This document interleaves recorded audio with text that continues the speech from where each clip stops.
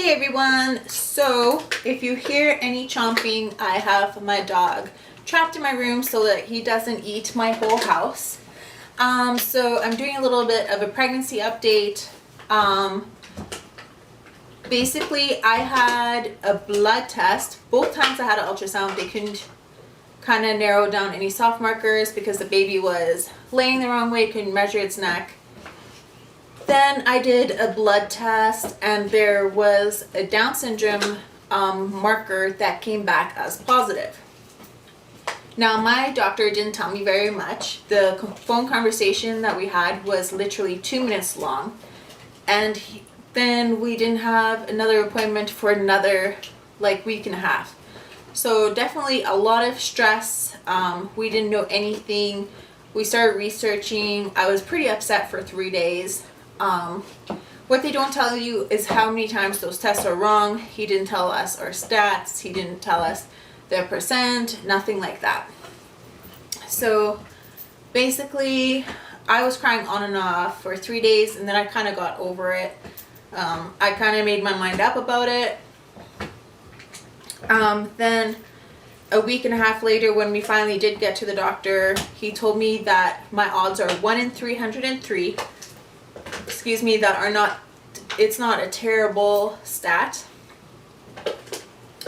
and that's about 0.03%, which is also not terrible for having a child with Down syndrome. Then after that we were scheduled for, what is it called, genetic counseling. I went actually an hour away to almost a city, I think, because I live in the middle of nowhere, so they don't have any of these resources. And she just spoke to us about the amniocentesis. There is a blood test that you can take for $800, and basically what these stats mean and what our next step would be.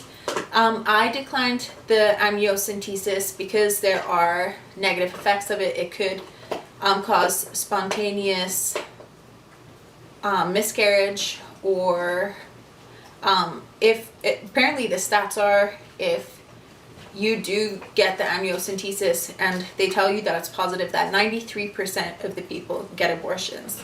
And I decided that under no circumstance will I get an abortion. So today we went for another ultrasound to see if there's any soft markers indicating that we have a Down syndrome child. Again, my baby was facing the wrong way. This baby doesn't want us to find out anything. So I'm going back in 11 days and they'll be doing another scan.